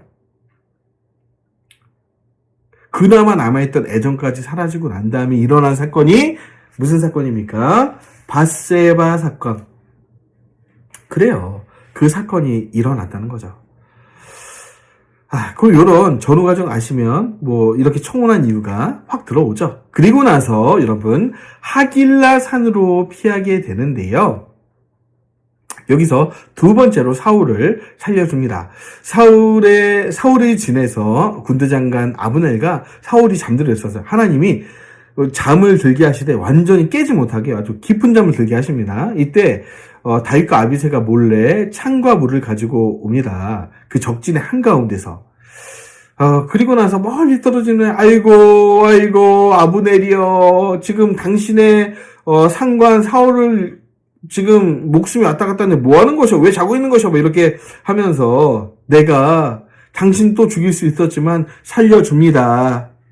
제발 나 좀 따라다니지 마세요.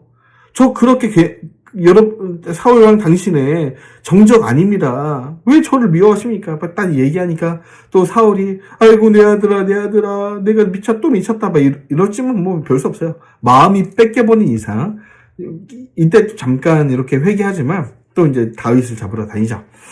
그리고 나서 더 이상 이제 유다에 있다가는 사울의 칼에 죽게 되겠다. 다시 블레셋 가드로 피합니다. 아기스 왕에게 얹혀 살게 되는데, 여러분 이때 가동 아기스가 뭐 이렇게 하는 일을 보니까 다윗이 잘해요. 이방 민족이지만. 그래서 저 구석의 작은 성읍 시글락을 다윗에게 줍니다. 다윗은 여기서 1년 4개월 동안 그 2,000명의 다윗 군대를 먹이고, 그래도 작은 집이지만 그래도 성읍을 얻게 되니까 광야 생활이 일단락 되는 거죠, 일단은. 그래서 여기서 있는데 하루는 다윗이 블레셋과 함께 전쟁에 나간 거예요. 생각해보면 얼마나 기구한 인생입니까? 불과 몇 년 전에는 블레셋과 싸워서 골리앗을 죽였는데 지금은 블레셋 왕하고 지금 누구랑 싸우는 거예요? 사울하고 상대하러 가는 건 다윗의 입장이 지금 말이 됩니까, 이게? 그랬는데 주변 그 사람들이, 블레셋 사람들이, 아니 지금 다윗이 이스라엘 사람 아닙니까? 아니 어떻게 다윗과 함께 사울과 싸웁니까? 다윗이 지금은 당신 따르는 것 같지만 배반하고 당신의 목에 칼을 겨누려고 합니다. 우리는 눈에 흙이 들어와도 다윗과 함께 전쟁 못합니다. 그러니까 그래, 아기스가 주변 여론이 좋지 않소. 다윗 그냥 다시 시글락으로 잠깐 가 계시오. 지금 뭐 당신이 나갔다가는 전쟁 안 되겠어. 그래서 다윗이 다시 시글락으로 가는 거예요. 그런데 시글락이 왔는데 아말렉 군대가 그 틈을 노리고 이 시글락을 완전 점령해 버리고, 뭐 다행인지 모르게 아내들과 여인들 뭐 그런 금품들은 그냥 싹 가지고 간 겁니다. 도적질에 간 거죠. 그래서 막 지금 다윗의 위기가 가장 큰 위기 중에 하나예요. 뭐 사울에게 죽임당하는 위기도 위기고 지금 다윗 군대가 열받은 거예요. 아니 우리가 지금 몇 년 동안 다윗을 위해 죽자 살다 싸웠는데 지금 뭐 아멜렉 군대가 와가지고 우리 아내들 자녀들 다 뺏어가고 지금 생사를 알지 못하니까 다윗 군대가 다윗 좀 죽여버리자 막 이게 일어나는 거예요. 그래서 다윗이 다윗이 사생결단 하나님 앞에 엎드립니다. 하나님 좀 살려주세요. 구해주세요. 사생결단으로 겨우 이제 기도하니까 하나님이 그 상황을 모면케 하십니다. 하나님께 힘을 얻어서 다시 이제 물어보는 하나님 빼앗겨간 우리 아내들 그리고 우리 가족들 다시 빼앗아올 수 있겠습니까? 하나님이 감사하게 빼앗아올 수 있다. 쫓아가거라. 다윗이 힘을 얻고 하나님 약속하셨습니다. 뺏으러 갑시다. 다시. 그래서 가던 중에 있었던 이야기들, 그리고 병들어 버린 애굽 소년 하나 만나죠. 이 아말렉 군대에 있었는데, 아니 아말렉 군대가 이 애굽 소년 병들었다고 그냥 버리고 간 거예요. 애굽 소년이 딱 거의 기진맥진해 있는데 다윗 군대가 이 아이에게 먹을 것을 주고 정신을 차리니까 너 누구냐? 저는요 아말렉 군대 사람인데 제가 병들었다고 우리 주인 저를 버렸어요. 그래 참 나쁘구나. 아말렉 군대라면 뭐 무슨 일 있었냐? 저희가 시글락 팀약과 가던 길에 있었던 일이에요. 무엇이라? 그러면 너 지금 아말렉 군대 어딘지 아느냐? 제가 알죠. 그래서 여러분 다윗 군대가 이 소년에게 행한 작은 선행이 여러분 다윗 군대를 살리게 됩니다. 반면에 아말렉 군대는요 이 작은 소자에게 행한 어찌 보면 병들었다고 버린 이 작은 행위 하나로 인해 온 군대가 전멸당하게 되죠. 굉장히 중요한 메시지가 있는 또 사건입니다. 그래서 다시 쫓아가서 아말렉 군대를 이기고 전리품을 나누게 됩니다. 자, 그리고 이 사무엘 상서의 마지막은 블레셋과의 전투에서 사울과 세 아들이 죽습니다. 길보아산에 전사하고 길르앗 야베스에 장사되게 되죠. 우리 지도로 한번 볼까요? 블레셋이 아벡에서 군사들을 모으고요. 또 이제 사울 군대도 여기 오는 거죠. 슈뎀 지역에서 대단히 전투가 일어나고 길보아 산으로 쫓겨가다가 사울과 그 아들들이 전사하게 됩니다. 그래서 야베스 길앗, 여러분 야베스 길앗이 어려움에 빠졌을 때 사울이 한번 도와준 적이 있습니다. 그 은혜를 잊지 않고 야베스 길앗 사람들이 이 사울과 주변 사람들 시신을 가지고 장사를 해주는 장면 볼 수 있습니다. 야베스 길앗까지 데리고 와서 장사해주는 장면을 보게 되죠. 그리고 다윗이 오랜 광야 생활을 끝내고 유다 지파의 왕이 됩니다. 아직은 도지사예요. 그러니까 헤브론으로 이동을 한 다음에 다윗이 온 유다 지파의 왕이 되어서 헤브론을 근거지로 하여서 7년 6개월 동안 다스리게 됩니다. 이렇게까지가 여러분 사무엘 상서의 이야기가 되겠네요. 자, 우리 지도로 우리 한번 다윗의 일대기를 광야 생활 일대기를 한번 쫓아가 보죠. 라마에서 사무엘의 사사를 받죠. 그리고 기브아를 가서 요나단을 만나고요. 요나단과 언약을 하죠. 요나단 정말 대단해요. 그리고 나서 아히멜렉 제사장을 노베에서 만나죠. 그래서 도움을 받고요. 가드 왜 블레셋까지 하는지 모르겠어요. 하여튼 가드로 가서 죽을 고비 넘기고 미친 채에서 살아나고, 아둘람 굴러 가니까 어중이 떠지 병든 자, 억울한 자, 신용불량자, 돌려막기 하는 자, 사울에게 쫓겨다니는 자를 다 몰려듭니다. 400명. 그리고 모압으로 가서 부모님을 피신시키고요. 그 다음에 갓 선지자의 조언으로 유다로 다시 옵니다. 유다로 와서 헤레스풀에 이르고 여기서 아히멜렉 스토리를 듣습니다. 도에게 그 끔찍한 그 사륙의 이야기를 듣게 되죠. 이 시편을 또 씁니다. 그리고 그일라로 와서 또 이제 블레셋 군대를 무찔러 주죠. 이 다윗 군대의 용맹함 에봇을 가져오고요. 10 광야로 와서 14사람들이 고발을 하게 됩니다. 엔게디 광야로 이동을 해서 첫 번째로 사울을 만나서 죽일 기회가 있었죠. 굴 속에서. 근데 옷자락만 자르고 살려주고요. 그 다음에 이쯤에서 사무엘이 죽게 되고요. 마온 황무지. 여기서 이 갈멜에 있었는데, 이 나발이란 자가 아주 그냥 다윗의 호의를 무시하고, 그러다 그냥 죽게 되고, 아비가일을 아내로 맞이했던 이야기. 기억나시죠? 갈멜 지역. 그리고, 이쯤에서 마온 황무지죠. 이 갈멜 지나서 마온 황무지쯤에서, 이제, 두 번째로 사울을 죽일 기회가 있었는데, 창과 물병만 가지고 옵니다. 자, 그리고 나서 블레셋 망명을 또 한 번 더 하게 되고요. 그 다음에 시글락 성읍을 얻어서 여기서 어찌 보면 진정한 광야 생활은 끝이 났는데 시글락에 쳐들어온 아말렉을 또 무찌르는 이야기 진행됩니다. 그래서 시글락에서 도우러 갔다가 시글락에서 도우러 갔는데 그 사이에 아말렉이 쳐들어온 거예요. 그래서 막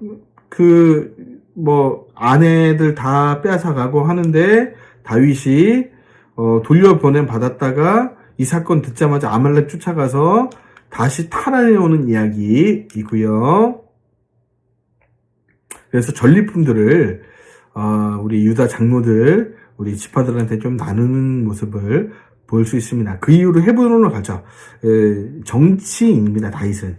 이런 모습을 볼 때 여러분, 다윗이 정치인이란 걸 잊으면 안 돼요. 이 사무엘 상하서를 볼 때 다윗은 고대 근동 한가운데에서 정치하던 사람이었기 때문에 이런 선택들, 이런